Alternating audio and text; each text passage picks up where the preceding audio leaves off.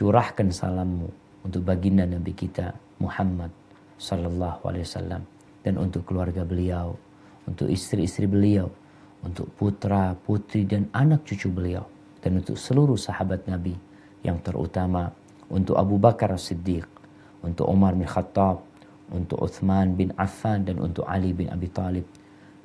Semoga Allah meridhai kita bersama mereka. Amma ba'd. Kita berjumpa kembali untuk mengaji dan mengkaji tentang perjalanan hidup Rasulullah sallallahu alaihi wasallam. Tak kenal maka tak sayang. Maka tidak sedikit orang yang tidak kenal dengan syariat Islam, akhirnya dia memusuhi syariat Islam. Tidak kenal dengan Nabi Muhammad sallallahu alaihi wasallam, akhirnya mereka membuat karikatur yang menghinakan Rasulullah sallallahu alaihi wasallam. Tak kenal dengan Al-Qur'anul Karim, sehingga muncul ungkapan-ungkapan yang menunjukkan akan kebodohan orang yang berbicara. Maka kita perlu mengenali Rasulullah SAW. Hari ini kita telah sampai kepada sejarah perjalanan Nabi dari kenabian hingga hijrah ke Habasyah. Kita di pertemuan-pertemuan sebelumnya berbincang tentang kondisi bangsa Arab, berbincang tentang masa kelahiran Nabi SAW, perjalanan hidup Nabi sampai beliau berumur 40 tahun. Kita berbicara tentang bagaimana peletakan Hajar Aswad yang dilakukan oleh Rasulullah SAW, bagaimana kehidupan beliau bersama bangsa Arab. Tapi kita masuk ke fase yang baru, fase di mana rahmat Allah turun dan meliputi segala alam semesta ini dengan diutusnya Nabi Muhammad alaihi salatu wassalam, ketika Allah mengatakan wa ma arsalnaka illa rahmatan lil alamin, dan tidaklah kami mengutusmu kecuali sebagai rahmat buat alam semesta ini. Suara azan yang dilantunkan adalah salah satu bentuk rahmat Allah. Penutup aurat bagi para wanita adalah salah satu bentuk rahmat Allah. Tapi sekali lagi, yang tidak kenal maka tidak akan sayang. Barakallahu fiik. Kita akan membaca tentang mulainya sebelum datangnya wahyu. Saat-saat penantian wahyu itu turun. Sebenarnya Nabi tidak menanti, karena Nabi tidak tahu. Tapi Allah yang memberikan taufik kepada Nabi, sehingga Nabi bisa berkhulwat, bertahannuts, menyendiri di Gua Hira. Beliau bermimpi, yang mimpinya itu menjadi kenyataan. Ini awal permulaan wahyu ilahi turun. Tapi sebelumnya kita akan membaca yang ada di halaman 110. Nah, silakan dibaca.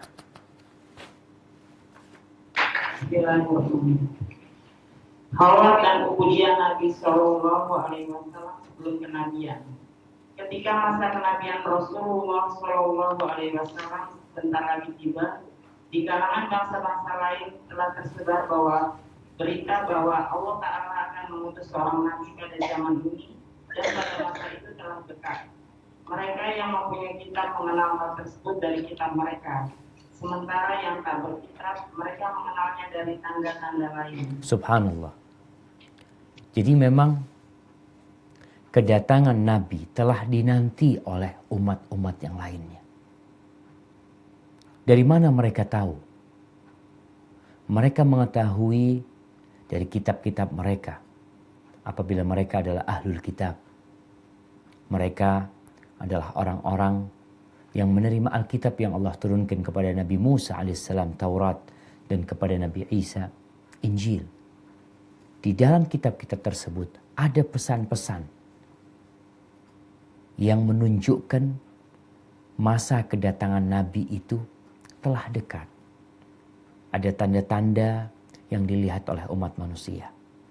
Di antaranya yang Allah sebutkan dalam Al-Quran, mungkin dibaca Al-Qurannya, dibuka Al-Qurannya di surah As-Saff ayat 6. Surat As-Saff ayat 6.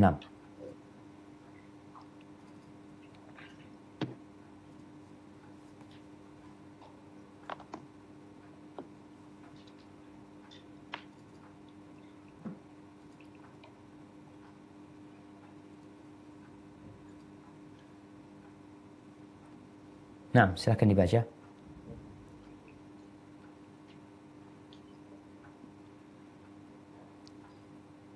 Masya Allah jemaah. Lagi cari Al-Quran.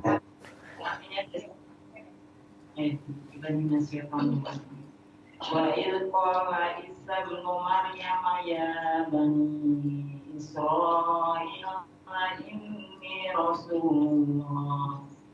inni rasulullah ilaikum musaddiqan lima baina yadayya min tawrati ومبشرا برسول يأتي من بعد اسمه أحمد فلما جاءهم بالبينات قالوا هذا سحر مبين. Dan ingatlah ketika Isa putra Maryam berkata, wahai Bani Israel, sesungguhnya aku utusan Allah padamu yang membenarkan kitab yang turun sebelumku, yaitu Taurat, dan memberi kabar gembira dengan seorang Rasul yang akan datang setelahku, yang namanya Ahmad atau Muhammad. Namun ketika Rasul itu datang kepada mereka dengan membawa bukti-bukti yang nyata, mereka berkata, ini adalah sihir yang nyata. Nah, kita lihat ternyata Nabi Isa alaihissalam telah memberikan kabar gembira. Wa mubashiran bi rasulin ya'ti min ba'di ismuhu Ahmad. Memberikan kabar gembira dengan datangnya seorang nabi setelahku. Setelah Nabi Isa alaihissalam yang bernama Ahmad. Di antara nama nabi kita adalah Ahmad sallallahu alaihi wasallam. Tapi ternyata mereka mengingkarinya setelah itu. Namun yang kita bicarakan adalah masa penantian orang-orang itu. Mereka menanti. Akan datang Nabi ini. Mereka baca dalam kitab mereka. Adapun orang yang tidak memiliki kitab. Dari mana mereka dapat informasi akan ada seorang Nabi yang diutus. Dari jin. Dukun-dukun, paranormal, mereka mendapatkan informasi dari jin. Dan Allah sebutkan di surat Jin. Coba dibuka surat Jin.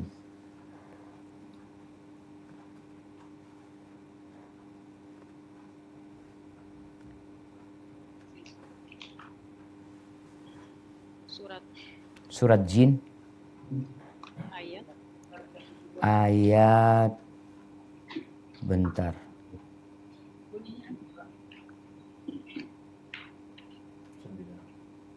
Ayat 9.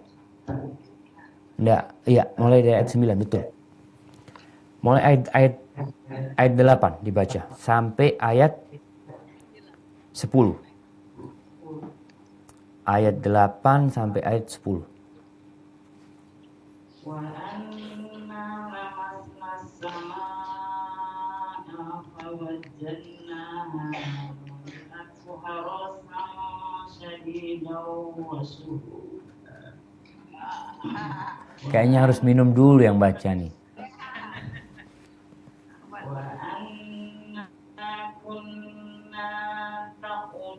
Naq'udu. Wa anna kunna naq'udu minha maq'ida lis-sam'i faman yastami'il ana yajid lahu shihaban rasada. Wa anna Naam. Lanjut. Wa anna la nadri asrun urida biman fil ardi am arada bihim rabbuhum rasyada. Barakallahu fiik. Iya. Dan sesungguhnya kami jin telah mencoba mengetahui rahasia langit, maka kami mendapatinya penuh dengan penjagaan yang kuat dan panah-panah api. Dan sesungguhnya kami jin dahulu dapat menduduki beberapa tempat di langit itu untuk mencuri dengar berita-beritanya. Tetapi sekarang siapa mencoba mencuri dengar seperti itu pasti akan menjumpai panah-panah api yang menyala untuk membakarnya. Dan sesungguhnya kami jin tidak mengetahui adanya penjagaan itu. Apakah keburukan yang dikehendaki orang yang di bumi ataukah Tuhan mereka menghendaki kebaikan baginya? Masya Allah. Jadi informasi jelas. Informasi yang didapat oleh ahlul kitab dari nabi-nabi mereka. Adapun informasi yang didapat oleh dukun-dukun maka dari bangsa jin. Yang mereka memang mencuri berita. Dan mereka melihat ada sesuatu yang berubah ini. Mereka tidak biasa mendapatkan penjagaan yang begitu ketat di langit. Mereka biasa mencuri berita-berita yang disampaikan kepada dukun-dukun, kepada paranormal yang ada di bumi dari manusia. Tapi pada masa sebelum datangnya Nabi SAW, mulai hal itu sulit mereka dapatkan. Dan di sini Ibnu Ishaq ini adalah seorang penulis sejarah Nabi yang paling awal bisa disebut. Namanya Muhammad bin Ishaq bin Yasar al-Muttalibi yang dia wafat pada tahun 150 Hijriah. Dia menceritakan bagaimana kondisi pada waktu itu. Silahkan dibaca. Ibnu Ishaq berkata, para pendeta dari Yahudi atau Al-Ahbar dan para pendeta dari Nasrani atau Al-Ubhan dan dukun-dukun dari kalangan Arab, mereka semua telah ramai membicarakan Nabi terakhir menjelang kedatangan. Dan dukun-dukun dari kalangan Arab, mereka semua telah ramai membicarakan Nabi terakhir menjelang kedatangannya. Adapun para pendeta Yahudi dan Nasrani, sumber berita mereka adalah berdasarkan pesan-pesan dari kitab mereka tentang ciri-ciri Nabi itu dan ciri-ciri zaman ketika Nabi itu akan diutus. Adapun para dukun, maka sumber beritanya adalah para jin yang telah menguping dan mereka yang memberitahukan kepada para dukun itu. Dukun wanita dan laki-laki selalu menyebut hal itu, tetapi bangsa Arab tidak menghiraukannya hingga Allah mengutus Nabi itu. Dan apa yang mereka sebutkan itu ternyata benar, terbukti. Pada saat itulah bangsa Arab baru menyadarinya. Nah, artinya bangsa Arab itu seharusnya tidak heran dengan diutusnya Nabi Muhammad SAW. Bangsa Quraisy seharusnya tidak heran. Tapi karena mereka tidak menghiraukan, mereka anggap itu hanya, kalau sekarang hoax, berita yang tidak benar. Tapi setelah terjadi, mereka baru tahu kalau ternyata apa yang disampaikan oleh dukun-dukun itu benar. Artinya Abu Jahal, dedengkot Quraisy, mereka udah dengar. Hanya yang menyebabkan mereka menolak itu adalah kesombongan, hasud. Maka disebut kesombongan itu adalah batarul haq, menolak kebenaran dan meremehkan orang. Itu yang terjadi dengan bangsa Arab yang tidak menerima Nabi SAW. Adapun anak-anak muda, mereka yang kalau sekarang anak-anak kuliah mungkin ya, yang seumur-seumur mereka bisa menerima kebenaran tersebut. Karena kebenaran itu seperti cahaya yang terang benderang. Itu berkaitan dengan mereka. Taib, bagaimana dengan orang-orang Yahudi? Silakan dibaca. Selalu dibicarakan oleh di antara selalu dibicarakan oleh orang-orang Yahudi dan Nasrani mengenai Nabi adalah seperti riwayat yang menjelaskan bahwa seorang Yahudi dari tetangga Bani Abu al-Ashhal di Madinah, dia bercerita kepada mereka tentang hari kebangkitan, perhitungan, timbangan, surga dan neraka. Warga Madinah mengingkarinya dan meminta tanda dan buktinya, hingga orang Yahudi itu berkata, akan datang seorang nabi yang diutus dari sekitar wilayah ini, sambil menunjuk ke arah Yaman dan Mekah. Masya Allah. Artinya orang Yahudi karena mereka punya kitab, mereka jelaskan kepada penduduk Madinah. Yang penduduk Madinah adalah orang-orang musyrikin. Orang Yahudi tinggal di Madinah. Dan para ulama menjelaskan bahwasanya perginya orang Yahudi ke Madinah itu bukan tanpa disengaja. Tapi mereka memang memilih tempat untuk hijrah. Di mana mereka berharap Nabi yang ditunggu itu dari golongan mereka. Mereka membaca dalam kitab mereka bahwasanya akan menjadi tempat hijrahnya Nabi yang diutus sallallahu alaihi wasallam adalah tempat yang penuh dengan pohon kurma. Sehingga orang Yahudi itu banyak di Madinah dan banyak di Khaybar. Dan dua negeri ini sama-sama banyak kebun kurmanya. Dan orang Yahudi sering menyampaikan tentang agama mereka kepada orang-orang musyrikin. Bahwasanya ada yaumul ba'ats, ada hari kebangkitan, ada yaumul hisab, akan ada hisab, akan ada timbangan yang ditegakkan, akan ada surga dan neraka. Tapi orang-orang musyrikin nggak percaya. Ketika terjadi dialog, akhirnya orang Yahudi ini mengatakan nanti akan ada nabi yang diutus. Akan ada nabi yang diutus. Buktinya, dia menunjuk ke arah Yaman dan ke arah Mekah. Dan ingat, kisah Bani Abdil Ashhal inilah yang nanti mendorong orang-orang Arab masuk Islam. 6 orang yang berangkat haji, kemudian didakwai sama Nabi SAW, mereka saling melihat, mengatakan, loh, ini yang diceritakan orang Yahudi, kata mereka. Karena berita itu sudah mereka dengar. Mereka tahu. Cuma mereka kan nggak percaya. Minta bukti dari orang Yahudi mengatakan akan Nabi yang diutus dari arah ini. Makanya 6 orang ini langsung masuk Islam semua. Karena mereka ada muqaddimah buat mereka. Sehingga Allah memberikan petunjuk kepada mereka. Berarti kedatangan Nabi SAW telah dinanti-nanti. Baik, dilanjutkan. Datang dari Islam menuju Madinah beberapa tahun menjelang kenabian, dia menjelaskan kepada orang Yahudi di Madinah tentang sebab kedatangannya, yaitu karena memperkirakan akan datangnya seorang nabi yang akan dia ikuti. Kemudian mengajak orang Yahudi untuk mengikutinya. Masya Allah. Kita lihat nih, ini bukti kalau memang pendeta-pendeta Yahudi itu tahu. Bahkan Ibn Haiban datang dari Syam. Karena kita tahu tempatnya orang Yahudi di Palestina dahulu. Di tempat itu, walaupun mereka tertindas, datang dari Syam, berangkat ke Madinah, hanya untuk memberikan informasi kepada orang-orang yang ada di Madinah. Nih akan datang nih Nabi ini. Beberapa tahun sebelum diutusnya Nabi, dia sudah sampaikan. Dan dia mengajak orang-orang Yahudi, kalau diutus nanti supaya mengikutinya. Nah, tapi ternyata, subhanallah ya, kalau dilihat, hampir tidak ada cerita Yahudi masuk kampung, masuk Islam satu kampung. Tapi kalau orang Nasoro, ada satu negeri masuk Islam. Sedangkan orang Yahudi karena mereka, kebencian mereka dengan Islam itu sangat mendalam sekali ya.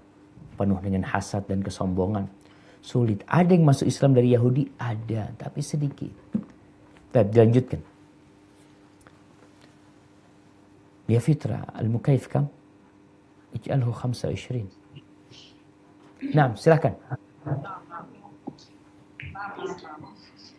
Kisah Salman Al-Farisi yang datang dari negeri Persia mencari agama yang benar hingga pendeta memberikan petunjuk tentang tempat akan diutus dan telah dekatnya masa itu. Nah, kita semua tahu Salman Al-Farisi dikatakan sahabat yang panjang umurnya. Ada yang mengatakan umurnya sampai 250 tahun ya. Perjalanan hidup dia dari Persia yang beragama Majusi, kemudian pindah ke pendeta lagi, sampai mati pendeta itu, pindah ke pendeta selanjutnya, pindah ke pendeta terakhir yang orang soleh, yang dia tahu dengan masa diutusnya Nabi.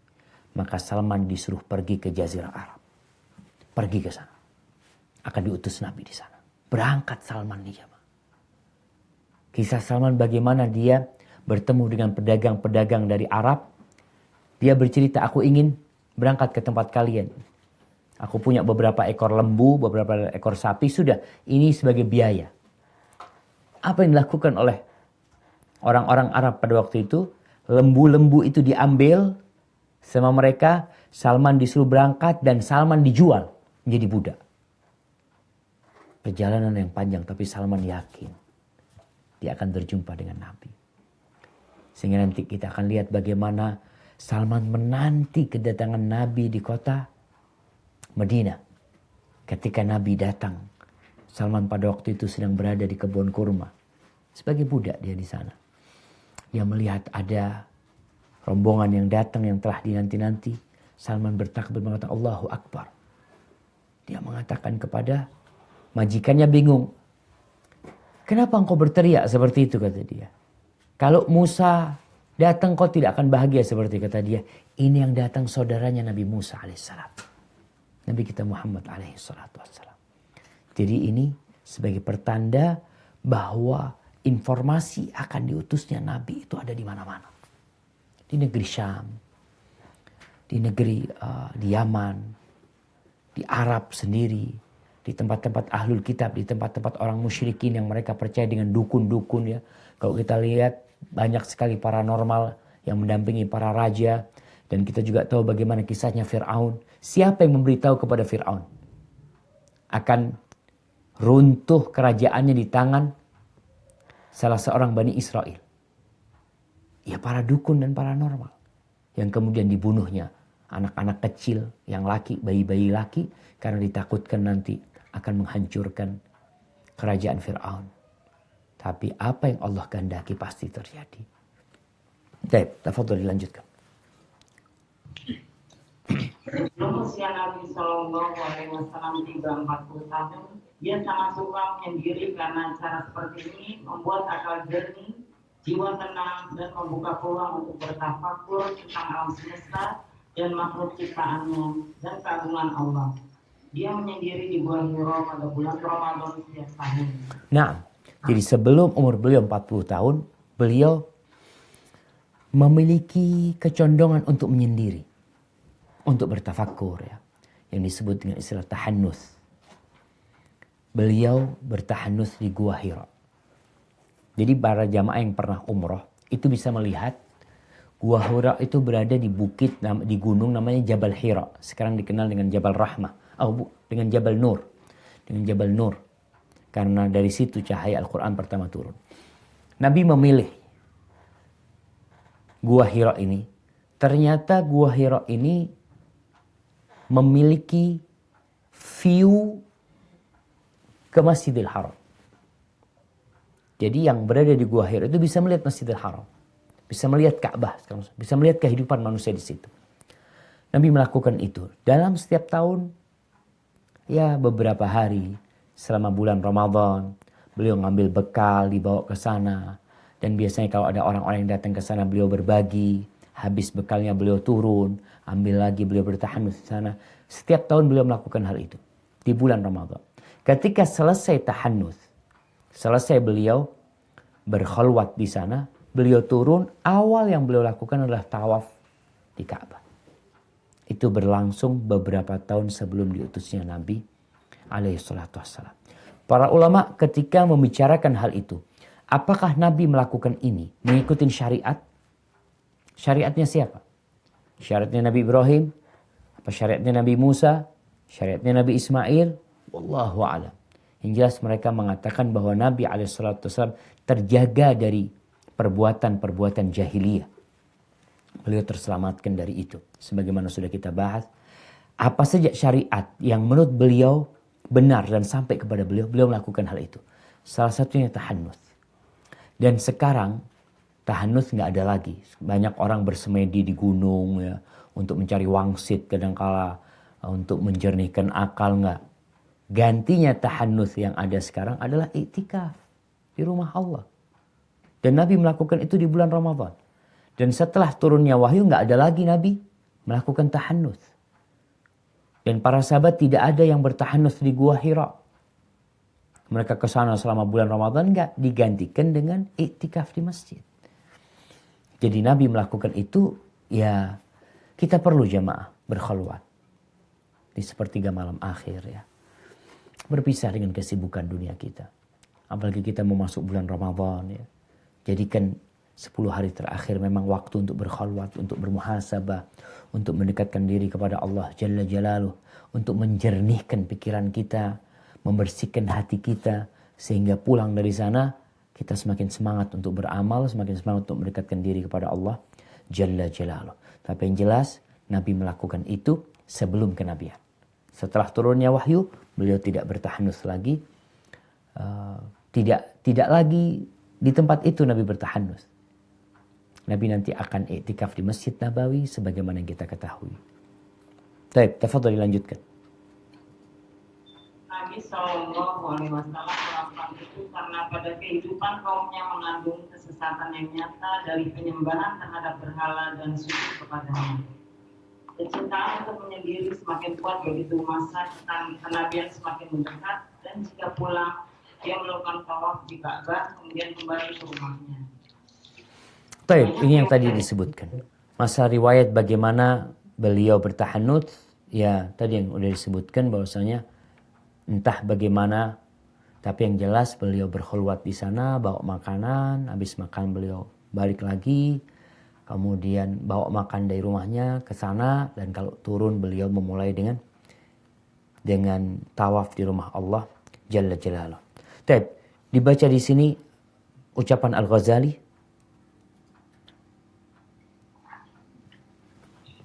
Banyak riwayat yang Al-Ghazali, ucapan Al-Ghazali. Al-Ghazali berkata,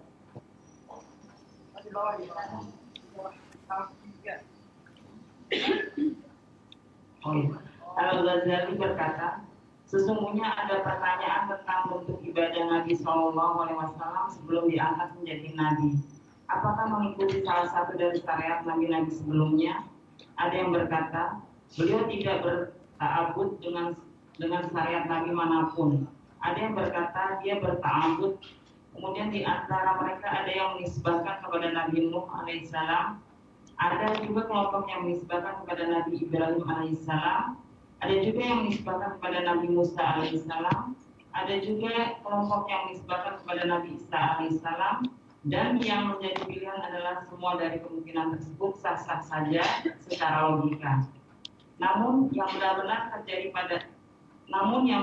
terjadi daripadanya tidak bisa diketahui secara pasti. Melontarkan persangkaan dalam hal yang tidak ada kaitannya sekarang ini dengan ibadah amaliyah adalah tidak memiliki makna. Nah, jadi udah selesai, tidak perlu diperpanjang. Di sini sebutkan pendapat-pendapat para ulama. Kita nggak tahu, nggak ada hubungan dengan amaliyah kita tentang bagaimana tahannutsnya Nabi SAW. Sehingga seorang muslim tidak perlu menyibukkan diri untuk mengetahui hal itu.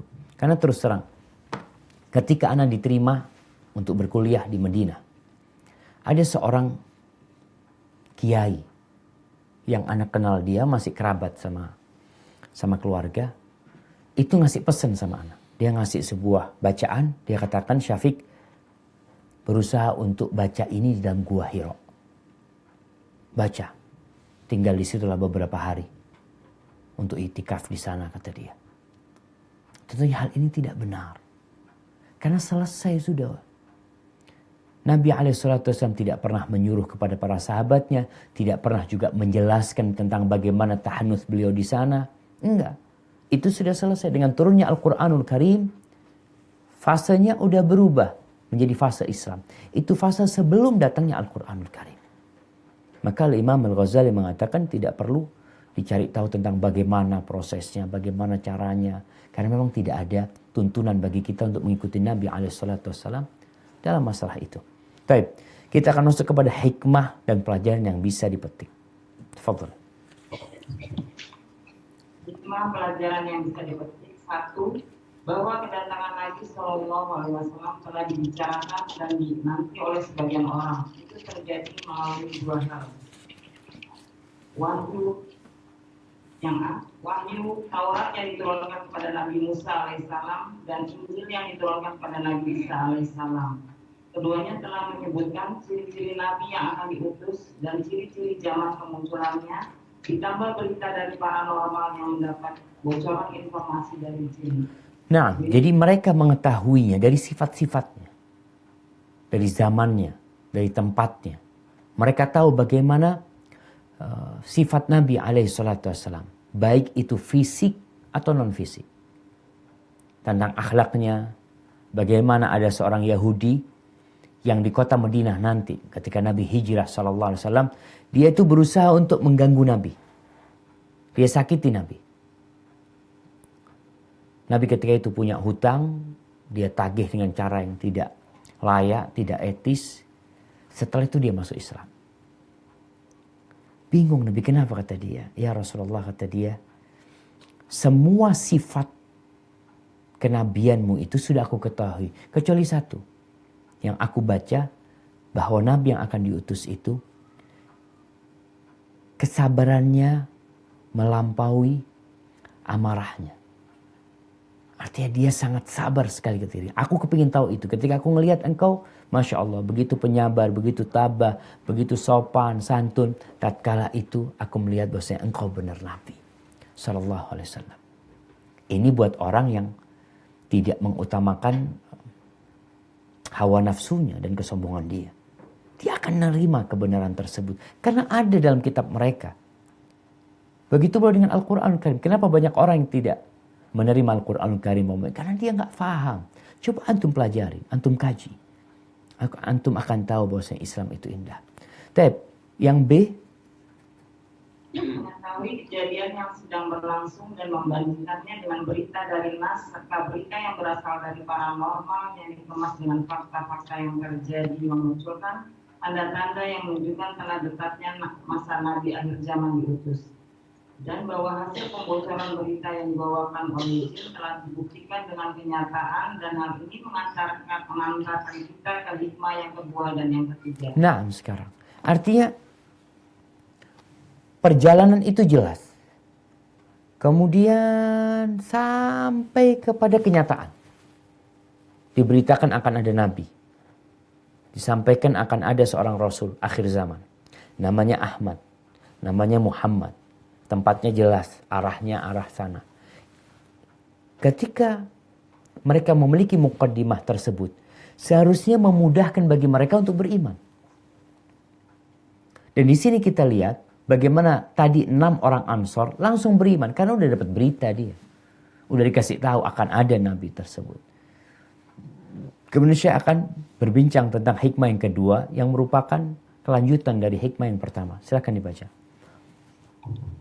Pentingnya mengikuti kejadian yang sedang berlangsung dan mengaitkannya dengan nas-nas sahih.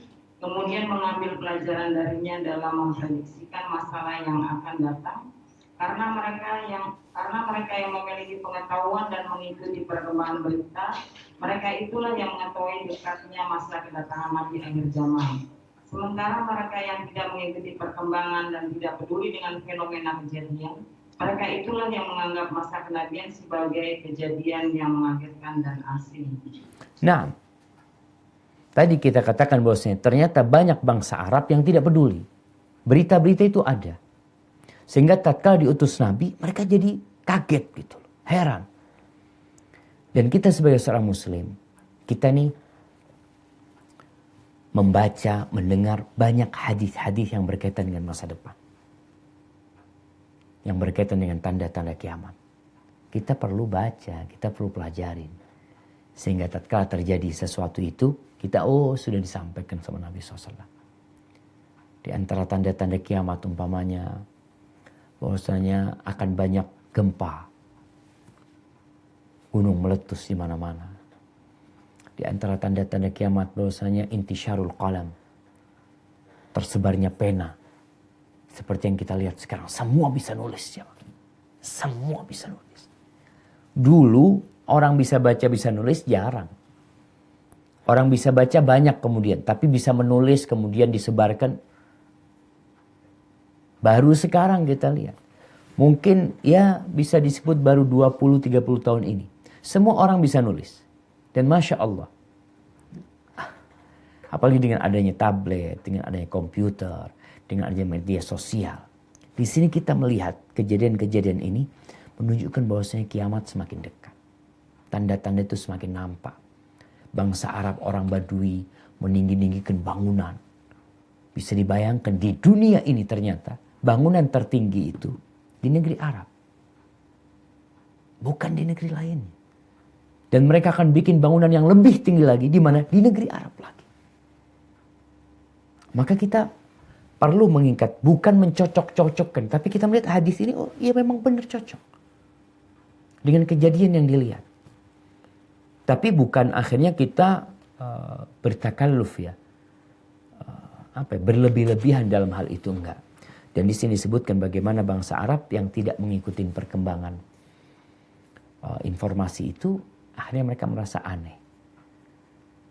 Namun yang terjadi sekarang ini, banyak orang mengikuti berita-berita yang gak berguna. Atau informasi yang disampaikan yang tidak dikaitkan dengan agama. Informasi tentang pembunuhan.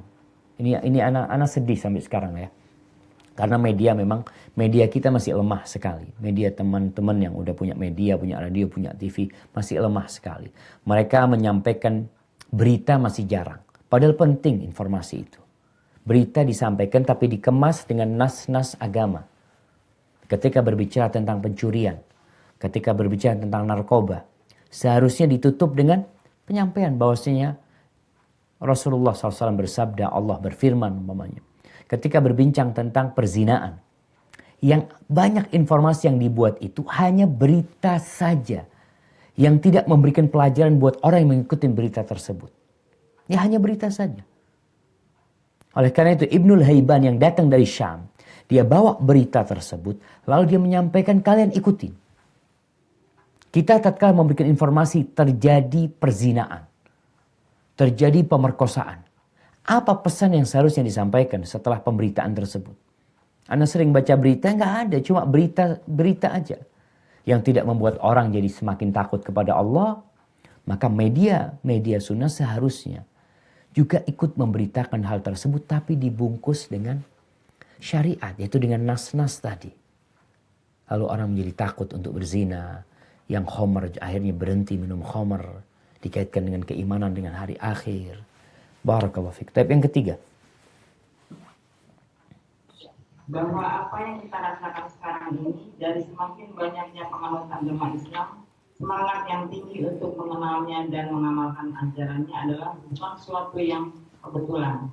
Sebagaimana Yahudi dan Nasrani serta paranormal mengenal masa kenabian, kita juga menemukan orang yang menulis fenomena maraknya manusia dewasa ini untuk mengenal Islam bukanlah termasuk meraba-raba perkara goib, tetapi pengamatan dan penelitian yang mengantar mereka sampai kepada prediksi itu. Salah seorang penulis berkata, mungkin saja masa perkembangan dan kebangkitan Islam membuat bangsa Arab terkejut karena mereka telah terbiasa dalam kondisi tidak bisa membaca. Tetapi bagi dunia Barat itu tidak aneh karena seluruh tokoh pemikiran berkali berdunia telah memprediksikan kebangkitan itu selama 30 tahun yang silam. Bahkan ada yang telah memprediksikan semenjak 60 tahun yang lalu.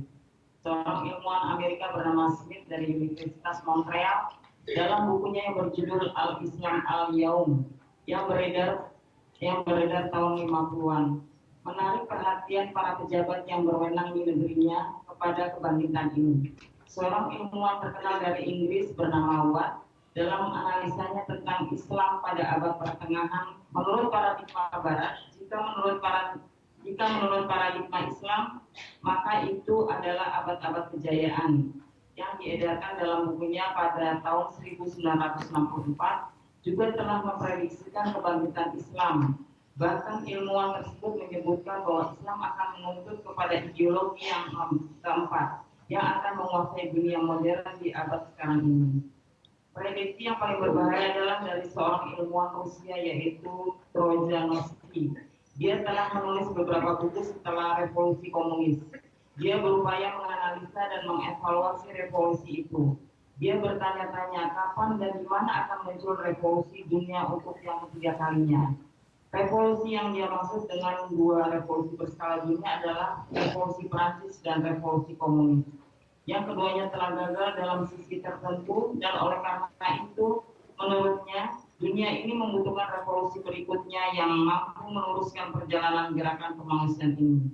Trojanovsky kemudian menjawab pertanyaan itu dengan mengatakan, revolusi kemanusiaan itu tidak akan muncul kecuali dari dunia Islam. Hal tersebut dia katakan pada tahun 1919 Masehi. Masya Allah. Ini lihat jemaah. Jadi apa yang terjadi sekarang? Kalau kita lihat di Indonesia, revolusi hijab, jilbab. Kapan muncul? Ibu-ibu, kapan ibu-ibu mulai pakai jilbab?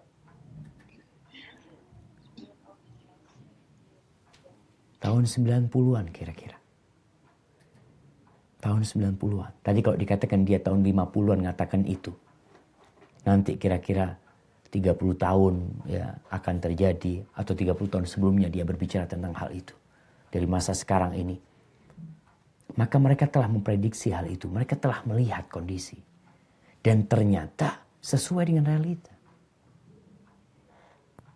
Jadi kalau orang Rusia mengatakan hari ke depan ini milik umat Islam. Dan kita yakin. Makanya kenapa sekarang ada Islamophobia? Sebelumnya tidak nampak. Kenapa ada orang-orang yang berusaha untuk menyudutkan Islam, menindas Islam? Karena dilihat Islam ini berdiri, bangkit, terus bangkit. Ya memang sudah, itu yang diprediksi. Ketika umat Islam sadar dengan agamanya, maka dia akan mencintai agamanya dan akan berpegang teguh dengan agamanya. Dan kalau dilihat, ada pemicu kebangkitan Islam itu semakin banyak. Sekolah-sekolah Islam di mana-mana sekarang. Peristiwa-peristiwa yang terjadi.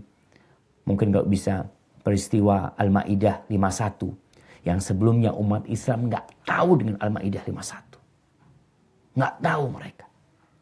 Bertahun-tahun nih di Indonesia. Banyak umat Islam yang nggak peduli siapa yang jadi pemimpin. Yang tidak peduli dengan siapa yang jadi kawan mereka. Tapi ternyata Al-Ma'idah 51 membuat mereka sadar. Ternyata nggak boleh kita menjadikan orang-orang Yahudi dan Nasrani pemimpin. Menjadikan mereka sebagai teman-teman dan sobat-sobat dekat. Pelindung-pelindung kita, nggak boleh. Baru sadar. Kemudian ketika kesadaran itu, ternyata kesadaran umat Islam ini dikanter dengan berusaha supaya umat Islam nggak seperti itu. Mungkin muncul akhirnya Islam Nusantara. Yang ingin berusaha untuk mengkantar kebangkitan umat Islam. Nggak bisa. Umat Islam semakin paham. Kalau Islam itu bukan hanya di Indonesia. Islam ini agama Allah. Kita bersaudara dengan umat Islam yang ada di Malaysia. Kita bersaudara dengan umat Islam yang ada di Inggris. Islam itu tidak terbatas dengan batasan tanah. Enggak. Dimanapun kita berada, berjumpa dengan Muslim, Assalamualaikum. Mau imamnya kita masuk ke masjid di Cina, mau imamnya orang Cina, kita jadi makmum sama dia, nggak ada urusan. Karena apa? Karena agama ini bukan agama Nusantara. Bukan agama yang hanya kelasnya, ya kelas di sebuah tempat. Enggak. Hadati, makanya disebutkan oleh, subhanallah, siapa anak susah menyebut nama orang Trojanoski. Tahun 1919. Dia mengatakan bahwasanya revolusi kemanusiaan itu tidak akan muncul kecuali dari dunia Islam. Nggak bakal. Karena mereka tahu kegagalan berbagai macam ideologi. Komunisme, sosialisme yang dibangkit sama mereka. Dibuat sama mereka, nggak semuanya gagal. Karena itu bikinan manusia. Hasil karya, hasil pemikiran, Lenin, Marx, siapalah mereka dari golongan sosialis. Itu hanya hasil karya mereka. Islam bukan hasil karya manusia. Nabi SAW Allah mengatakan, "Wa ma yamtiqu 'anil hawa in huwa illa wahyu yuha." Nabi SAW tidak berbicara dari hawa nafsunya. Dan beberapa kali Anda sampaikan bahwa di tahun 1978 terjadi sebuah konferensi pendeta-pendeta Kristen, pendeta-pendeta Nasrani, kemudian pemikir-pemikir dan ilmuwan mereka berkumpul di Colorado. Sebanyak 150 orang-orang penting semuanya. Menyusun sebuah strategi masa depan. Dan di antara yang disebutkan di sana tentang Indonesia, dikirim dari Indonesia. Buku itu dicetak. Yang Anda baca dalam bahasa Arab. Namanya A'mal Mu'tamar Colorado. Tahun 1978. Di antara laporan yang dilaporkan oleh pemikir mereka, pendeta mereka dari Indonesia. Mereka jelaskan bahwasanya Islam yang ada di Indonesia itu Islam yang berbeda. Islam di Indonesia itu ada dua. Yang pertama Islam abangan dan Islam santri. Itu yang ada di Indonesia yang tersebar. Islam abangan sebenarnya mereka ya mungkin aliran kepercayaan hanya beragama Islam. Dikarenakan kita tahu di negeri kita aliran kepercayaan nggak diakui. Sekarang sudah diakui. Sehingga mereka nanti akan kembali ke kepercayaan mereka sudah. Yang Anda tahu sudah disahkan oleh Mahkamah Konstitusi bahwasanya orang boleh sekarang memiliki aliran, itu aliran kepercayaan.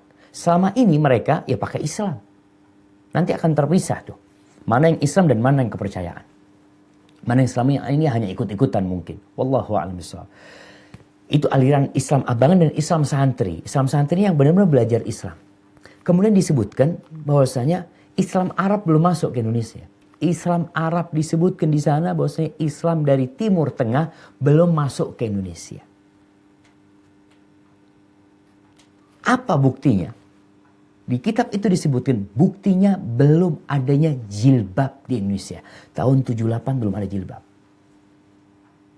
Silahkan lihat foto-foto organisasi-organisasi Islam yang ada pada waktu itu. Bagaimana foto perempuan-perempuannya. Yang Ana lihat, yang Ana punya bukunya adalah tentang Al-Irsyad. Karena Ana mengkaji tentang Al-Irsyad, Ana lihat foto-foto di kitab-kitab itu perempuannya nggak pakai kerudung. Muslimatnya itu nggak pakai kerudung. Muslimatnya tidak pakai kerudung.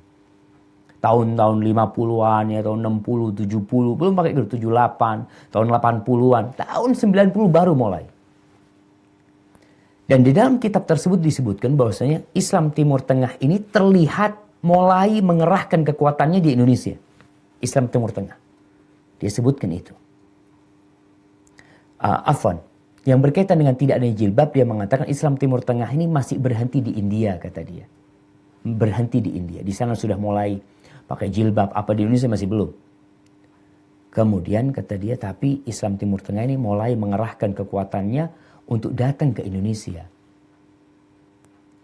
Salah satu yang menjadi motornya disebutkan dalam kitab itu, disebut nama, nih mereknya disebutkan. Yang jadi motornya pada waktu itu adalah Muhammad Nasir. Pendiri Dewan Dakwah dan Ketua Dewan Dakwah. Yang pertama, Muhammad Nasir. Tahun 78 tuh, dia jadi di Dewan Dakwah, Muhammad Nasir. Dia berusaha untuk membawa Islam Timur Tengah, kata dia, ke Indonesia ini. Untuk menjadikan Islam ini Islamnya Rasul SAW. Karena Nabi itu dari Mekah, dari Medina, dari sana tuh. Jadi ajaran Islam yang disampaikan oleh Nabi SAW dan dipraktekkan oleh para sahabatnya di sana dipraktekkan.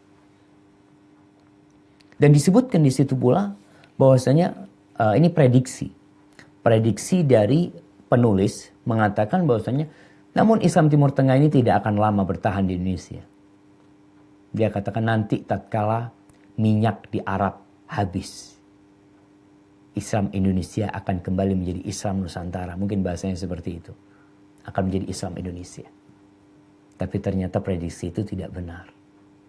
Dia pikir kita Islam di sini ini sekarang mengerti Islam yang benar, mengamalkan Islam yang benar, itu karena minyak dari Arab.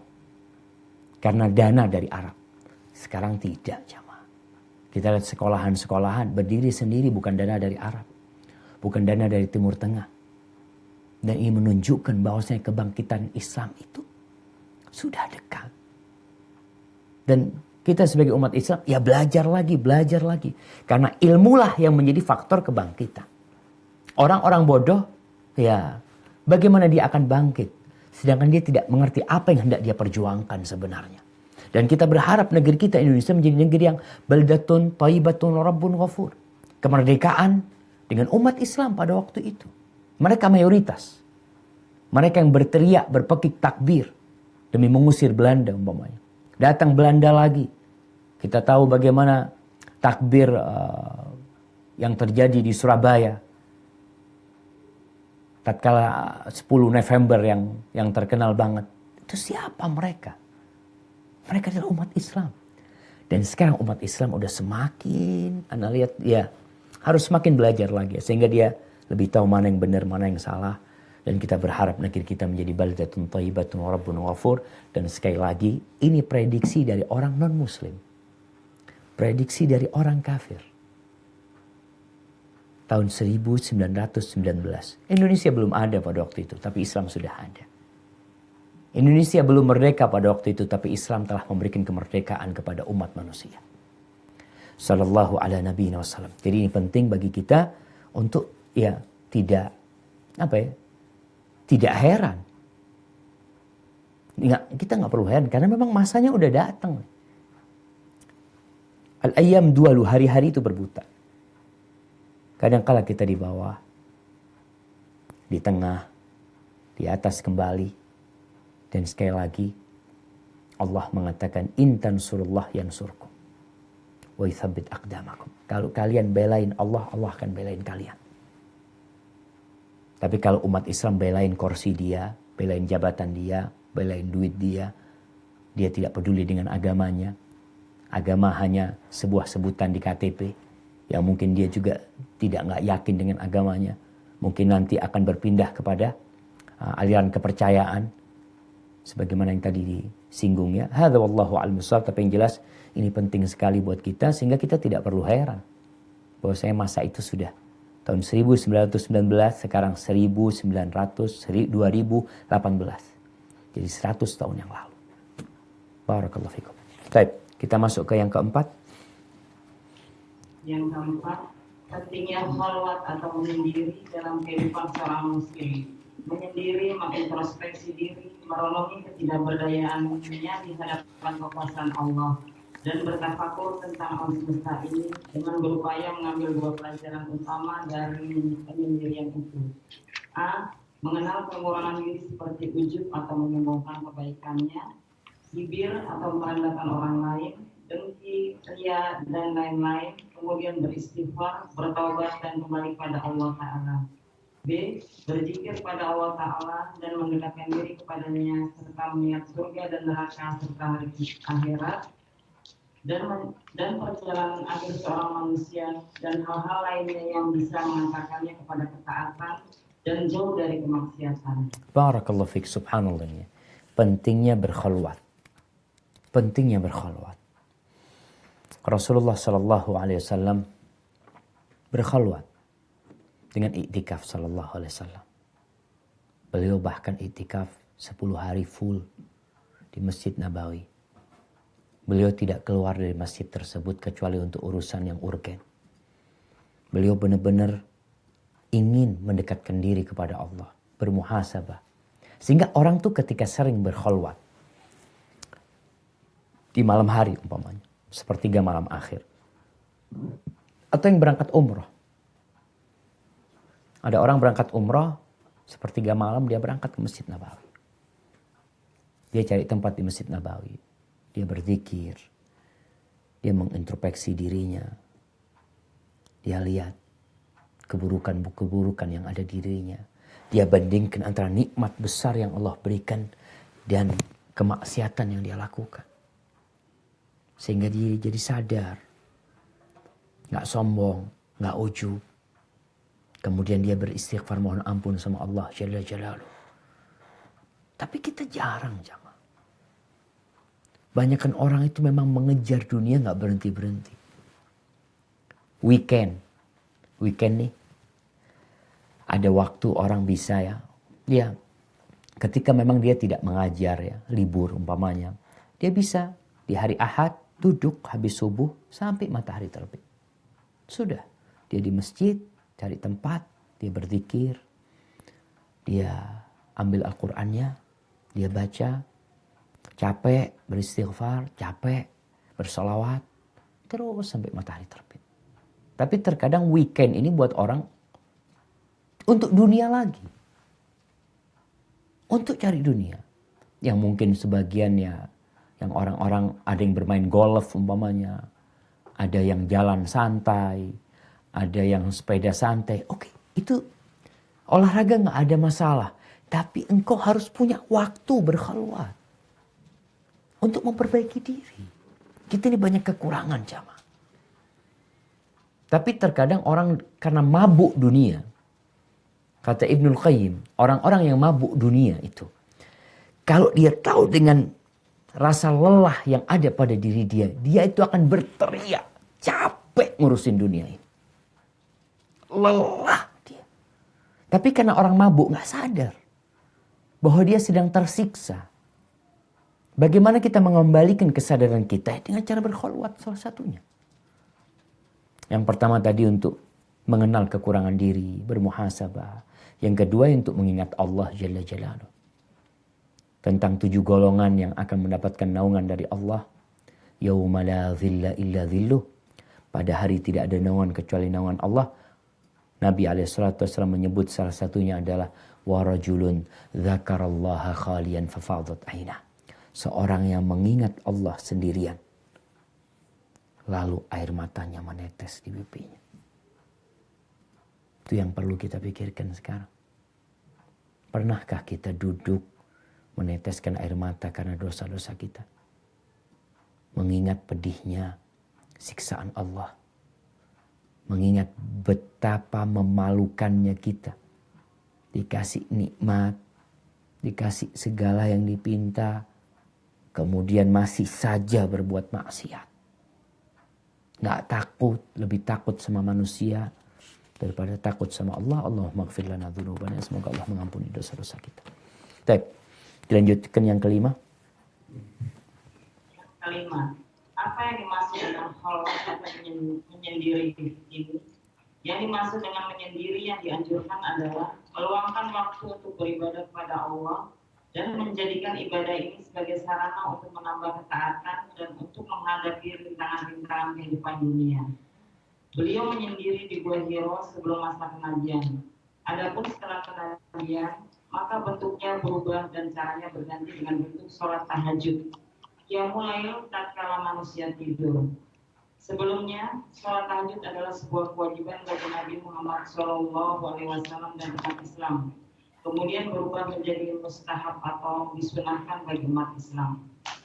Khalwat yang dimaksudkan di sini bukan khalwat model sufiah dan cara-caranya yang menyimpang, melainkan bangkit untuk sholat malam tatkala manusia tidur dan saat Allah Ta'ala turun seperti yang disabdakan dalam hadis riwayat Abu Hurairah radhiyallahu anhu bahwa Rasulullah SAW bersabda, Allah Ta'ala turun setiap malam ke langit bumi pada waktu sepertiga malam terakhir, kemudian berkata, siapa yang minta kepadaku, maka akan aku penuhi permintaannya. Siapa yang memohon kepadaku, maka akan aku berikan permintaannya. Dan siapa yang beristighfar, maka aku ampuni dosanya. Allah Ta'ala berfirman, Ya ayyuhal muzammil, qumil laila illa qalila, isfahu awinqus minhu qalila, awizid alaihi warattil Qur'ana tartila, inna sanulqi alaika qawlan tsaqila. Hai orang yang berselimut atau Muhammad, bangunlah untuk sembahyang di malam hari, kecuali sedikit daripadanya, yaitu seperduanya atau kuranglah dari seperdua itu sedikit, atau lebih dari seperdua itu, dan bacalah Al-Quran dengan perlahan-lahan. Sesungguhnya kami akan menurunkan kepadamu perkataan yang berat. Quran Surat Al-Muzammil ayat 1 sampai ayat 5. Yang mulai dan membaca Al-Quran adalah bentuk khalwat seorang muslim yang dilakukan setiap malam dan sebagai bekal baginya dalam berdakwah pada Allah. Yang mulai merupakan akhlak dan kebiasaan orang-orang soleh.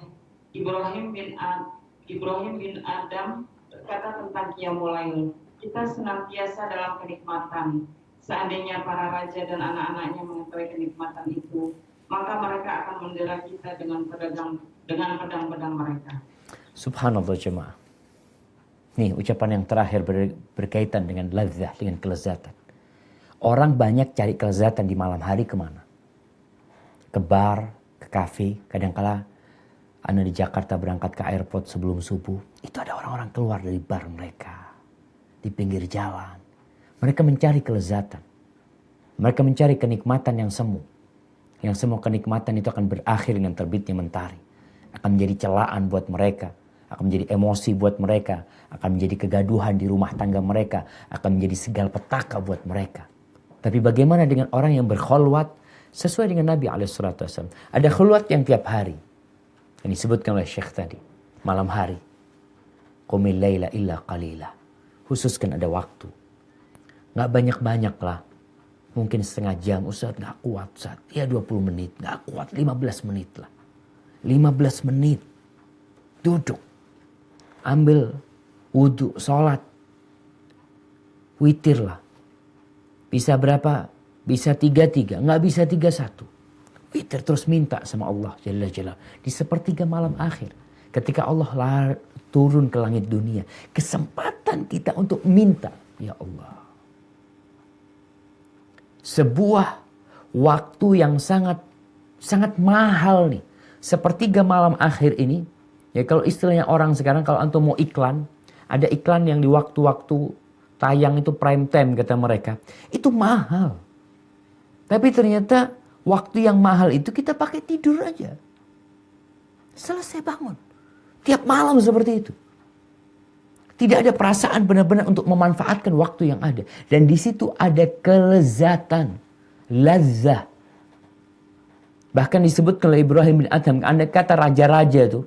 Orang-orang pejabat-pejabat, orang-orang kaya raya. Yang mungkin mereka mencari kelezatan dengan cara yang tidak dibenarkan oleh syariat. Mereka tahu dengan kelezatan yang kita rasakan, mereka akan minta itu kelezatan yang kita rasakan. Jadi ada khalwat tiap hari. Ada khalwat mungkin ya tiap tahun. Yang kita lihat. Yaitu pada waktu bulan Ramadan ada itikaf di masjid.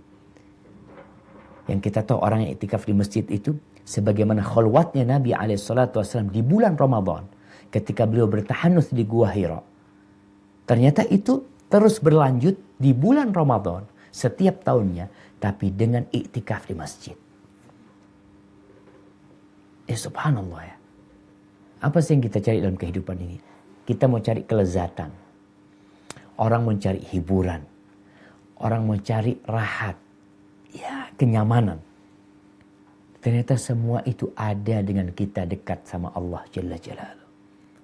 Nah, disebutkan tadi kita berangkat ke satu tempat untuk melihat keajaiban, keindahan ciptaan Allah. Nah, kita bisa nih, bapak-bapak nih, tiap hari subuh berangkat ke masjid, pulang dari masjid ya. Wallahu a'lam di Jakarta, tapi anak kalau di desa ini, anak pulang dari masjid ngomong sama anak-anak, nah lihat ya Allah bintang-bintangnya indah banget. Nah.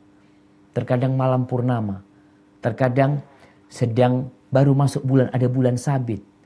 Sehingga kita jadi ingat baca doa ketika melihat bulan. Dengan mengatakan Allahumma ahillahu alaina bil amni wal iman wassalamati wal islam rabbi wa rabbukallah. Jadi ada banyak hal yang indah dalam kehidupan ini. Yang kita bisa merasakan kelezatan, merasakan hiburan, kita nggak kemana-mana. Kita hanya berada di sekitar kita. Tapi yang jadi masalah memang wallahu a'lam ya, teman-teman yang bekerja di kota besar ya.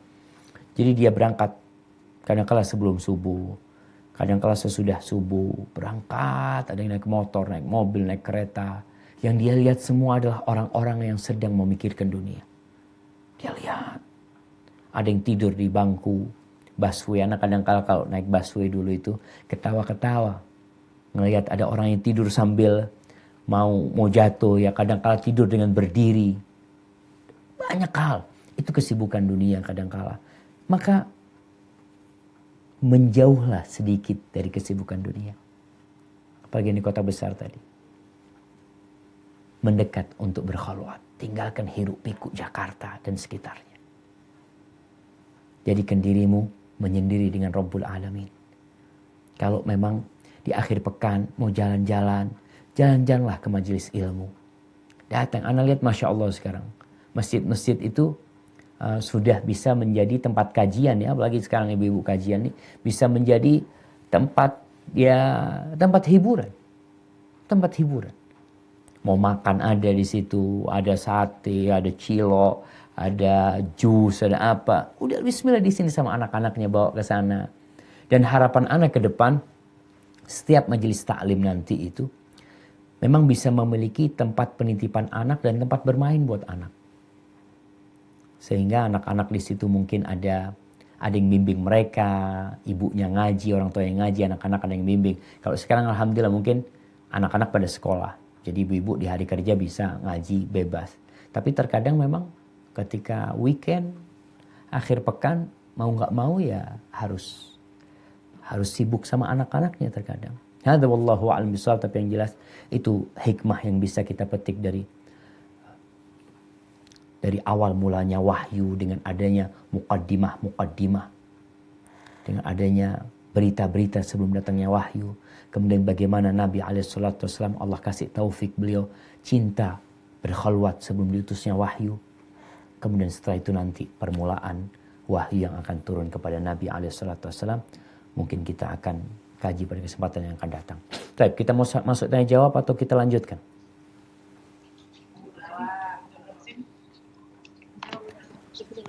Zubair, suaranya dikerasin mungkin Zubair. Tanya jawab. Ya, tafadhol.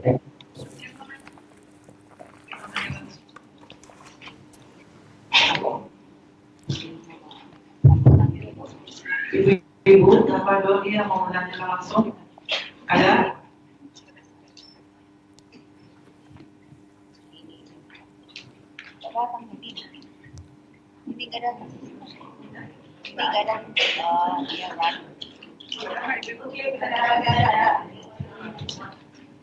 Assalamualaikum. Waalaikumsalam warahmatullahi wabarakatuh.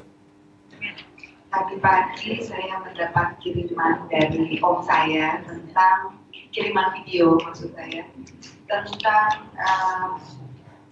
ritual pencucian rambut Rasulullah katanya. Apakah itu benar? Mohon penjelasannya. Barakallahu fiik. Iya. Jadi berkaitan dengan peninggalan Nabi SAW. Baik itu berupa pedang ya, yang dikatakan rambut Nabi SAW, mungkin ada gelas Nabi, mungkin ada jubah Nabi SAW. Wallahu a'lam dengan kebenarannya. Memang ada, tapi apakah masih tersisa? Di mana Al-Imam Ahmad bin Hanbal punya rambut Nabi SAW. Beliau punya sehingga ketika dimakamkan rambut itu ikut bersama beliau. Yang anak ingat ada 3, yang satu diletakkan di kedua matanya, yang 2 di kedua matanya, yang satu di lisannya, dengan harapan ada barokah di sana. Adapun ritual penyucian rambut Nabi SAW, wallahu alam bissawab. Yang sejatinya kita tahu tidak ada ritual tersendiri untuk seperti itu, atau yang dilakukan tiap tahun seperti yang terjadi di beberapa daerah di Indonesia yang mereka mengkeramatkan sebuah pusaka yang kemudian nanti dicuci dengan air kembang ya, yang kemudian nanti diarak keliling ya, seperti yang terjadi di beberapa daerah. Sebenarnya nggak seperti itu. Yang ada ya sudah, rambut itu dijaga, rambut itu penuh berkah, tapi ritual-ritual untuk penyucian saya rasa tidak ada contohnya. Baik itu dari para sahabat yang memiliki rambut Nabi SAW, yang mereka memang berebut ketika ada rambut Nabi SAW. Mereka simpan hal itu dan banyak yang dibawa mati oleh mereka. Kalaupun tersisa dari rambut Nabi SAW, memang untuk diambil barokahnya rambut Nabi itu. Jadi bukan untuk dicuci, diapa kemudian diletakkan kembali. Wallahu a'lam bishawab. Assalamualaikum warahmatullahi wabarakatuh. Waalaikumsalam warahmatullahi wabarakatuh. Ini suaranya jelas banget nih. Halo Ustaz, ini pertanyaan dari ibu saya. Ibu saya mualaf Pak Ustaz baru. Kemudian dia bertanya, bagaimana nasib orang tua ibu saya? Ibu saya kan sekarang umur 82 tahun. Yang orang tuanya dulu itu di Manado kan nggak tahu mengenai Islam. Saya kan suka menjelaskan ke ibu saya kalau dengan masuknya ibu saya ke agama Islam, maka ini pasti akan masuk surga. Nah, orang yang bukan Islam tidak akan masuk surga. Nah, ibu saya itu sedih itu loh, gimana keadaan orang tua beliau dulu, apakah kalau mereka sama sekali tidak tahu mengenai Islam dan meninggal dalam keadaan Kristen, apakah nggak bisa dijawab. Saya sih bilangin sama ibu saya, mungkin nanti ibu saya bisa mengajak orang tuanya bersama beliau. Apakah itu benar kalau saya menjawab seperti itu? Afwan, yang terakhir barusan gimana?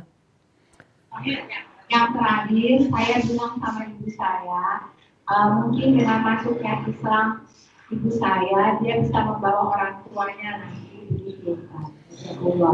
Tapi berarti neneknya ini belum Islam? Dia enggak, masih Kristen, meninggal dalam keadaan Kristen. Cuman kan zaman dahulu di Manado itu kan yang memang tidak pernah mendengar mengenai Islam. Nah, siap, barakallahu fiik. Ya, berkaitan dengan orang tua yang belum Islam ya. Kita berharaplah semoga Allah memberikan hidayah kepada mereka yang masih hidup. Bagaimana dengan mereka yang mati dalam kondisi kafir? Apabila mereka benar mati dalam kondisi kafir dan sudah datang kepada mereka peringatan, artinya mereka sudah mendengar tentang Islam, maka mereka akan menjadi penghuni neraka. Rasulullah SAW mengatakan, ma min ahadin Yahudi wala Nasrani sami abi, mendengar tentang aku. Jadi, thumma lam yu'min billadzi ursiltu, kemudian dia tidak beriman dengan apa yang aku diutus dengannya. Artinya Yahudi Nasrani mendengar sampai kepada kepada dia berita tentang Nabi SAW, tentang Al-Quranul Karim, tentang Islam, kemudian tidak beriman, illa kana min ashabin nar, melainkan dia akan menjadi penghuni neraka. Berkaitan dengan ibunya tadi, kita nggak tahu. Dia juga nggak tahu apakah benar Islam belum sampai kepada dia. Apakah benar dia belum tahu tentang Islam. Yang jelas Allah tidak akan mengazab suatu kaum sampai Allah mengutus Rasul kepada mereka. Wa ma kunna mu'adzibina hatta nab'atha rasula. Sehingga bagi sang ibu, sampaikan kepada ibunya, ya kalau memang dulu ibunya belum mendengar dengan Islam, ya urusannya ada di tangan Allah. Ya kita serahkan sama Allah Jalla Jalaluhu nantinya. Karena kita nggak tahu, mungkin si ibu pernah mendengar tentang Islam. Ketika itu mungkin ada ustadz yang menyampaikan, mungkin ada orang yang mengajak kepada dia. Walaupun di Manado yang kita lihat memang mayoritas adalah non-muslim, orang-orang Nasrani umpamanya di sana, maka kita nggak tahu. Tapi sampaikan kepada ibu, ibu serahkan semuanya kepada Allah, ibu banyak beramal, ibu banyak beristighfar, ibu lakukan apa yang bisa ibu lakukan. Urusan ibu-ibu yang masih Nasrani ada di tangan Allah Subhanahu wa taala. Dan kalau memang dia belum pernah mendengar Islam, urusan nanti lain, akan ada ujian tersendiri buat mereka. Apakah mereka akan beriman dengan Allah atau mereka menolak Allah Jalla Jalaluhu. Jadi memang ya kita ini nggak bisa memilih jamaah. Bagaimana Rasulullah SAW bersedih ketika pamannya tidak masuk Islam. Beliau berdakwah langsung sampai mau meninggal didatengin sama Nabi SAW. Tapi pada akhirnya yang berlaku dalam kehidupan ini adalah ketentuan dan kemauan ilahi dan bukan kemauan kita sendiri. Maka Allah mengatakan kepada nabinya, innaka la tahdi man ahbabta walakinnallah yahdi man yasha wa huwa a'lamu bil muhtadin. Engkau tidak akan bisa memberikan hidayah kepada orang yang kau kehendaki, tapi Allah yang kepada orang yang kau cintai. Tapi Allah memberikan hidayah kepada siapa yang Allah kehendaki. Dan Allah tahu siapa orang-orang yang pantas mendapatkan hidayah. Barakallahu fiik. Nah, mungkin seperti itu. Wallahu a'lam. Pak Ustaz, melengkapi pertanyaan tadi.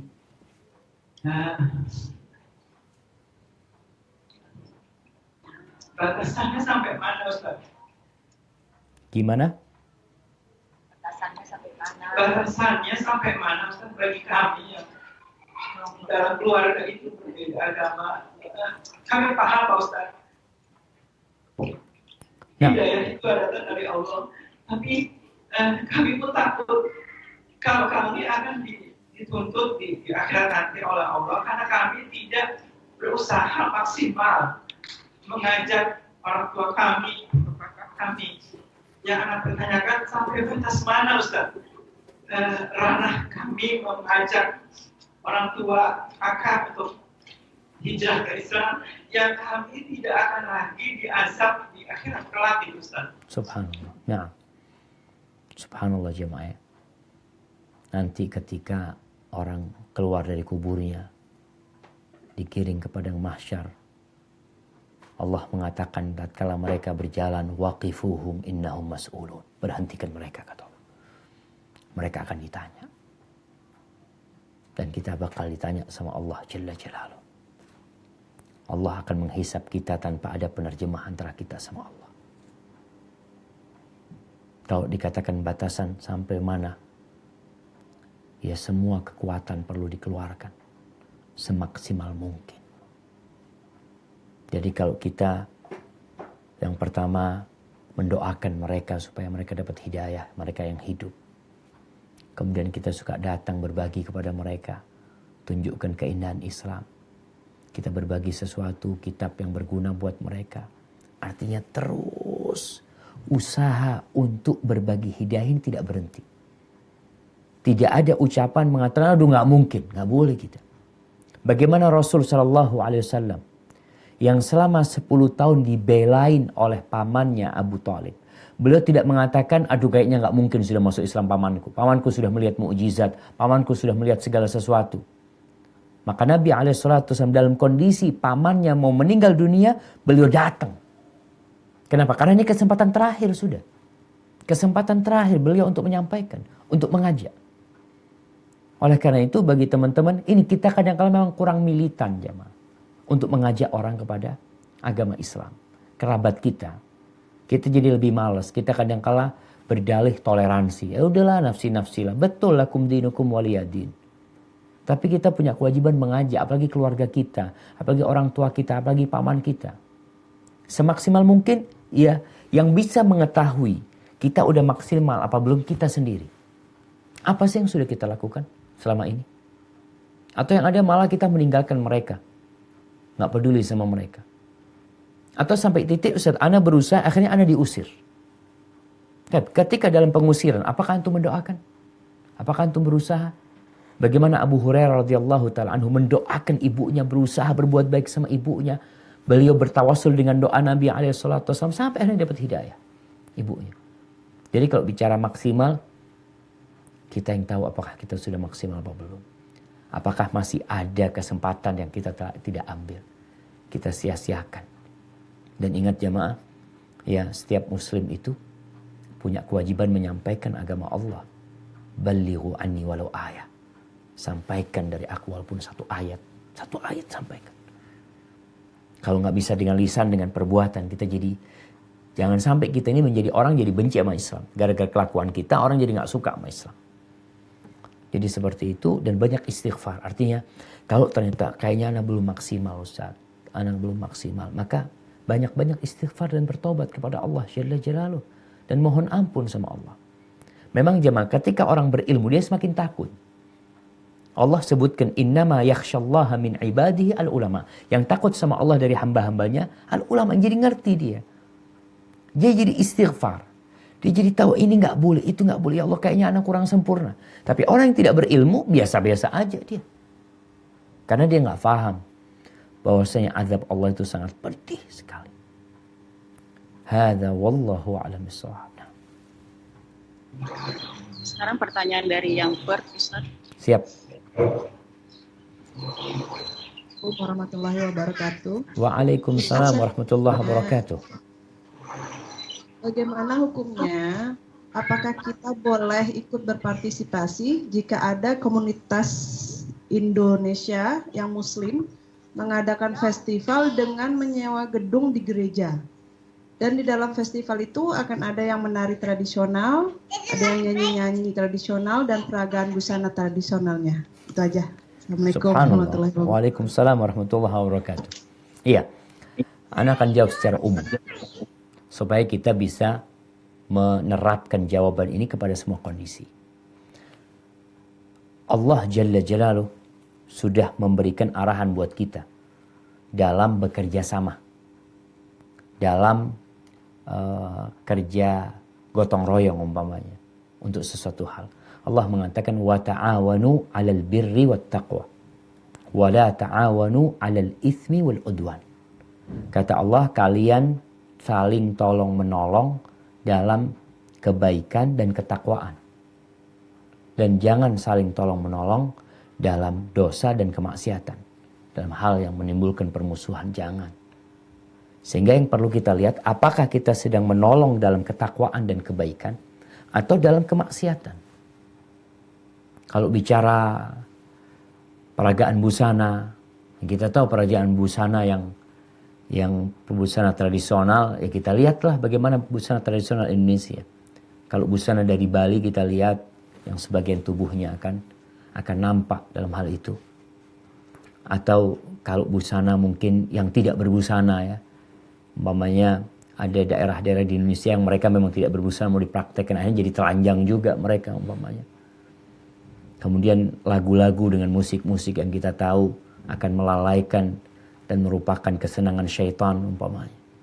Jadi yang perlu kita lihat, kita ini sedang tolong-menolong dengan kebaikan dan ketakwaan atau tidak. Kalau ternyata dalam kemaksiatan, ya kita minta maaf. Kita sampaikan afan. Anak kalau yang lainnya anak akan bantu. Antum kalau punya acara lainnya, umpamanya acara Ramadan buka bersama, mungkin mau datangkan ustadz untuk memberikan ceramah, atau mau bangun masjid, atau mau beli gereja untuk jadi masjid, anak akan berpartisipasi. Jadi kaidahnya, wa ta'awanu 'alal birri wat taqwa, wa la ta'awanu 'alal itsmi wal 'udwan. Ketika kita ikut berpartisipasi di sana dan di situ ada dosa, kita akan dapat bagian karena kita termasuk yang mensupport umpamanya seperti itu. Hadza wallahu a'lam bissawab.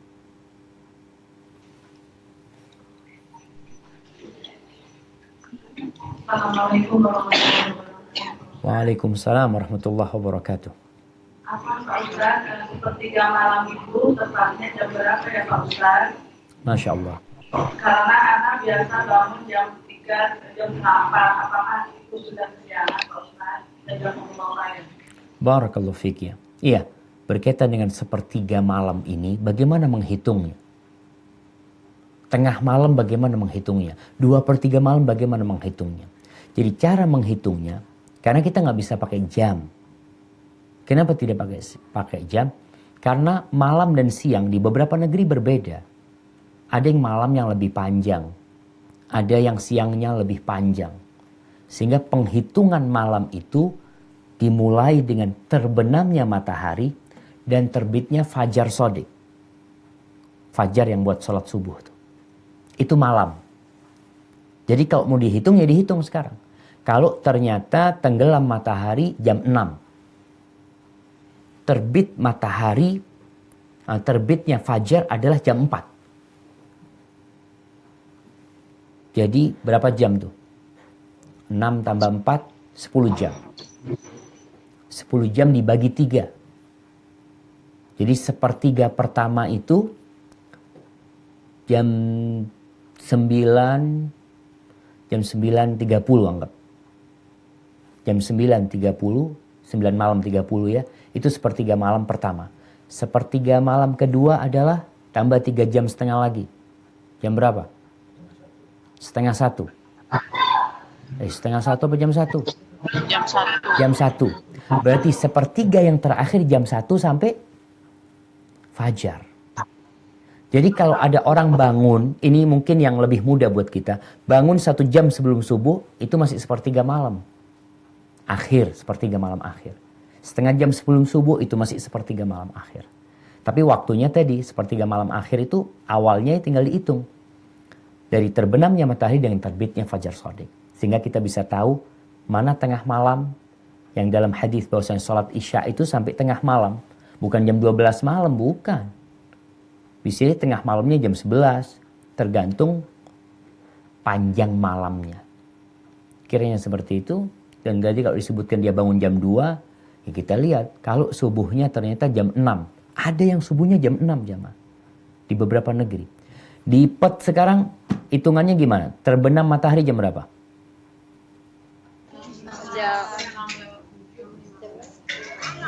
Jam 6, sekitar jam 6. Jam 6. Tapi terbitnya? Jam 6.28. Hah? Sunrise. Sunrise. Bukan sunrise kita. Jam. Fajar. Oh, kalau terbenamnya jam ini 6. Maghrib kan ya? Maghribnya jam 6 lebih. Kayak nggak pernah sholat aja, nggak tahu waktu maghrib. Matahari terbenam kayaknya 6.15-an Ustadz. Kalau Kayaknya ini belum tentu. Sunrise itu 6.20-an. Subuh itu jam 5 lewat sedikit. Ya tinggal dihitung berarti sekarang. Kalau jam 6 ke jam 5. Berarti kalau mau bangun jam 1 itu belum sepertiga malam akhir. Berarti sepertiga malam akhirnya ya jam 2 lewat gitu. Kalau tadi jam 5, anggap jam setengah, mungkin setengah 2 sudah masuk. Kalau hitungannya 3 jam setengah ya pembagiannya seperti itu. maka jam 1:30 udah masuk atau jam 2 udah masuk sampai waktu sujud. Tapi hitungannya tadi yang udah disampaikan, semoga kita bisa menghitung sendiri. Hadza wallahu a'lam bissawab. Assalamualaikum Pak Ustaz. Waalaikumsalam warahmatullahi wabarakatuh. Saya suka melihat bila orang akan mendoakan kesembuhan dan meminta hajat seseorang tersebut supaya dikabulkan, sering diawali dengan bacaan Al-Fatihah dan menyebutkan namanya. Bagaimana itu hukumnya Ustaz? Jazakallahu khair. Barakallahu fiik. Iya. Yang kita sering dengar kadangkala mereka mengatakan untuk fulan Al-Fatihah, disampaikan seperti itu. Yang dianjurkan dalam Islam itu kita membaca Al-Fatihah kepada orang yang sakit memang. Termasuk ruqyah. Fulan yang sakit, kita pegang tangannya, kita bacain Al-Fatihah seperti itu. Adapun mengirimkan Al-Fatihah kepada orang yang meninggal dunia, kadangkala mereka kirim Al-Fatihah, ada khilaf di antara para ulama masalah mengirimkan pahala bacaan. Bisakah kita membaca Al-Quranul Karim, kemudian hadiahnya kita, apa pahalanya kita hadiahkan kepada yang meninggal dunia, kepada ibu kita umpamanya. Ini ada perselisihan pendapat di antara para ulama. Dalam mazhab Hambali mereka mengatakan sampai insya Allah kita mau baca Al-Baqarah, habis baca Al-Baqarah, ya Allah aku kepingin hadiahnya, apa pahalanya buat ibuku ya Allah. Itu diperbolehkan dalam mazhab Hambali. Dalam mazhab Syafi'i, Al-Imam Syafi'i mengatakan tidak sampai. Terus bagaimana dengan tadi Al-Fatihah? Wallahu a'lam bishawab. Yang perlu dilihat, apakah Nabi mempraktekkan hal yang seperti itu? Setiap menyebutkan nama fulan Al-Fatihah. Yang ana ketahui, dan mungkin bisa ditanyakan kepada ustadz-ustadz yang lainnya. Ketika Nabi dengar fulan sakit, beliau datang membesuknya. Lalu Nabi mendoakan dia. Pernah satu kampung orang-orang Ansor sakit. Satu kampung. Nabi datang satu rumah. Yad'u lahum bil afiyah. Mendoakan mereka supaya disembuhkan mereka. Jadi itu yang dilakukan oleh Nabi SAW. Adapun bertawasul dengan Al-Quranul Karim. Umumnya kita baca Al-Quran, kita baca Al-Fatihah, kita baca surat Al-Waqi'ah, kita baca surat Al-Muluk, kita baca surat At-Tin, atau surat yang mana saja. Kemudian setelah kita membaca, kita bertawasul. Artinya kita menjadikan ini amal soleh. Ya Allah, dengan bacaan Quranku, aku mohon Engkau sembuhkan aku ya Allah. Itu nggak ada masalah. Jadi seperti itu. Yang anak ketahui tentang praktek Nabi SAW tentang bagaimana sebenarnya Al-Fatihah. Al-Fatihah ini surat yang paling mulia jemaah. Surat yang paling mulia. Tapi apakah beliau mempraktekkan seperti dalam kehidupannya? Anda nggak pernah tahu hal itu. Oleh karena itu Syekh bin Utsaimin mengatakan, kalau ada yang pernah tahu hadisnya, Nabi ini hidup di Madinah selama 10 tahun. Sallallahu alaihi wasallam. Abu Bakar, Umar. Kalau memang mereka mempraktekkan selalu mengirimkan Al-Fatihah seperti itu, maka kita ingin tahu. Supaya kita bisa mengamalkannya. Hadza wallahu a'lam bishawab. Pertanyaan terakhir. Ya, ada Ustaz, ada yang nanya ini dari Perth. Tafadhal Ustaz. Assalamualaikum warahmatullahi wabarakatuh. Waalaikumsalam warahmatullahi wabarakatuh. Ya, terima kasih Ustaz. Saya ingin bertanya mengenai prediksi seorang non-muslim yang akan terjadi itu, revolusi Islam yang akan terjadi itu kira-kira bentuknya seperti apa? Apa dengan peperangan seperti yang sudah terjadi atau bagaimana? Terima kasih untuk jawabannya. Kalau kita, itu kan prediksi orang non-muslim. Kita sebagai muslim, kita melihat bagaimana yang disebutkan oleh Nabi SAW. Bagaimana yang disampaikan oleh penerus para nabi. Melanjutkan berita-berita informasi yang disebutkan Nabi SAW. Kebangkitan itu bermula dengan ilmu tentunya. Revolusi itu ketika orang jadi faham tentang agama, karena Rasulullah SAW mengatakan, "Idza tabayatum bil 'ainah," kalau jual beli kalian dengan sistem 'ainah, riba yang terselubung. "Wa akhadtum adnabal baqar wa raditum bizar," kalian sibuk dengan ekor-ekor sapi kalian. Artinya sibuk dengan kekayaannya, dengan peternakannya, dengan pertaniannya. Sudah nyaman dengan jabatan dan rumahnya dan usaha dia. Wa taraktumul jihad, dan kalian meninggalkan jihad, maka Allah akan menimpakan kepada kalian kehinaan. Kalian akan jadi umat yang hina. La yanzi'uhu, dan kehinaan itu tidak akan Allah cabut. Sampai kapan? Nih, hatta tarji'u ila dinikum, sampai kalian kembali kepada agama kalian. Jadi awal mulainya kebangkitan umat Islam adalah dengan kembali kepada agamanya. Dan ini yang terjadi sekarang. Proses itu berjalan. Sehingga apabila nanti apakah akan terjadi peperangan? Ya kita membaca, mendengar sabda-sabda Nabi SAW bakal terjadi peperangan nanti. Iya. Akan ada kekuatan yang berperang. Nah, akan ada dua tempat. Satu tempat umat Islam, satu tempat non-muslim. Iya. Itu akan terjadi. Sampai dengan turunnya Imam Mahdi, dengan datangnya Imam Mahdi, turunnya Isa alaihissalam. Ini perjalanan terus ke sana sebenarnya. Tapi bermulanya tadi dengan kembali kepada agama. Dan yang kita sudah melihat sekarang kembali kepada agama. Masjid ramai. Kita lihat. Sekolah-sekolah berbasic Islam ramai. Orang-orang kajian seperti ini. Ana mau tanya nih teman-teman di Australia. Mulai kapan ada kajian Islam? Ya, Ma? Sudah lama ya. Berapa? 20 tahun? Lebih dari 8 tahun ya Ustaz. Iya, artinya kan kajian sunnah. Iya, artinya baru kalau disebutkan orang datang pengajian. Ana tahu di kampung Ana. Yang di Jember sini. 5 tahun yang lalu. Ketika Ana lulus dari Medina. Ana isi kajian. Di Masjid Al-Irsyad di Jember. Pada waktu itu Ramadan. Subhanallah. Ana duduk di tempat pengimaman sana. Jamaahnya itu semua bersandar ke dinding. Artinya sedikit yang ngaji. Ya sudah kita ngaji seperti itu. Sekarang subhanallah. Masjid itu full. Dan bukan hanya di Jember. Di tempat-tempat lain Ana melihat jumlah mereka yang memakmurkan masjid itu semakin bertambah. Jadi pengajian-pengajian Islam itu, kalau tadi katakan 8 tahun, ya baru. 10 tahun, 20 tahun baru. Sebelumnya kemana mereka? Masjid sepi. Masjid sepi. Nggak ada kajian. Tapi sekarang alhamdulillah, artinya media-media yang ada. Anda mau tanya nih sama ibu-ibu ini. Yang memulai kajian di media, Anda lihat, kita ambil contoh Rojak TV. Rojak TV. Kemana lembaga-lembaga Islam yang lainnya? Ormas-ormas Islam yang lainnya kok nggak bikin TV? Ketika muncul umpamanya RCTI, ketika muncul ANTV, ketika muncul TV-TV, SCTV yang awal-awal muncul seperti itu. Kita punya ormas-ormas besar. Tapi mereka nggak peduli. Mereka baru bikin TV baru-baru aja.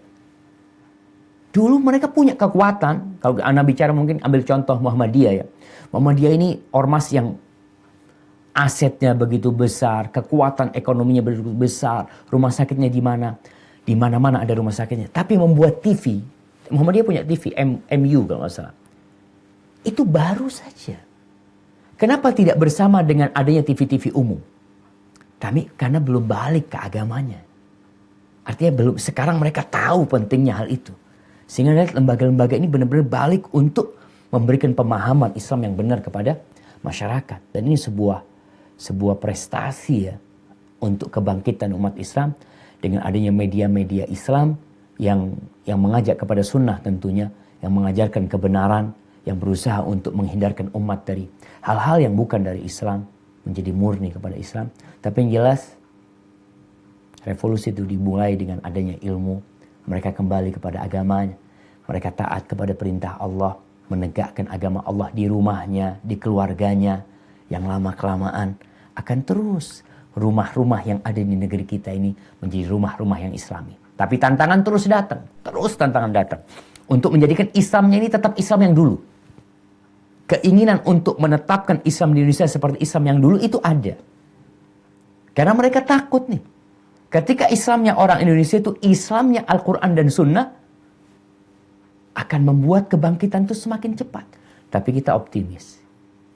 Kita optimis, ya seorang muslim berusaha untuk mewakafkan dirinya untuk Allah Jalla Jalaluh. Apapun yang akan menimpa dia. Dalam rangka meraih surga Allah, ya dia jalani. Hadza wallahu a'lam bishawab. Mungkin itu menjadi penutup jemaah karena anak ada acara selanjutnya. Mudah-mudahan bisa dilanjutkan pada kesempatan yang akan datang. Kurang lebihnya ana mohon maaf. Apabila benar yang Ana sampaikan itu dari Allah Jalla Jalaluh, kalau ada yang salah dan kurang berkenan itu dari diri Ana pribadi. Subhanakallahumma wa bihamdika asyhadu an la ilaha illa anta astaghfiruka wa atubu ilaik. Wassalamualaikum warahmatullahi wabarakatuh.